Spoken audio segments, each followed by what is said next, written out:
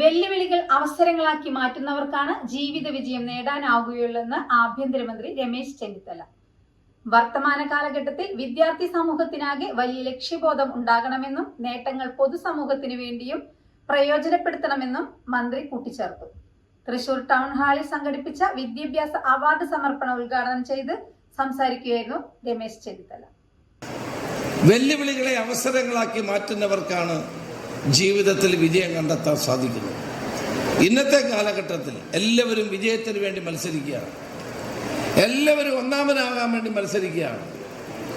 ഏറ്റവും താഴെ വരുന്ന ആളിനെ ആരും ശ്രദ്ധിക്കുന്നില്ല, അവരെയാണ് ശ്രദ്ധിക്കേണ്ടത്. അതുകൊണ്ട് ഞാൻ എൻ്റെ വാക്ക് നിർത്തുന്നു. നന്നായി പഠിക്കുമ്പോൾ നമ്മുടെ കൂടെയുള്ള എല്ലാ വെല്ലുവിളികളെയും നേരിടാനും പ്രയാസങ്ങളെ തരണം ചെയ്യാനും നമുക്ക് ഇപ്പം കുട്ടികൾ ആത്മഹത്യ ചെയ്യുന്നു. SLC പരീക്ഷയിൽ മാർക്ക് കുറഞ്ഞതിൻ്റെ പേരിൽ ആത്മഹത്യ ചെയ്യുന്നു. എല്ലാത്തിനും A+ കിട്ടാതെ ഒരു സബ്ജക്റ്റിന് പുറകിൽ പോകുന്നതിൽ കഴിഞ്ഞ ദിവസം ഒരു കുട്ടി ആത്മഹത്യ ചെയ്തു. ആത്മഹത്യ ഒന്നിനും പരിഹാരമല്ല. ദൈവം തന്ന വരദാനമാണ് ഈ ജീവിതം.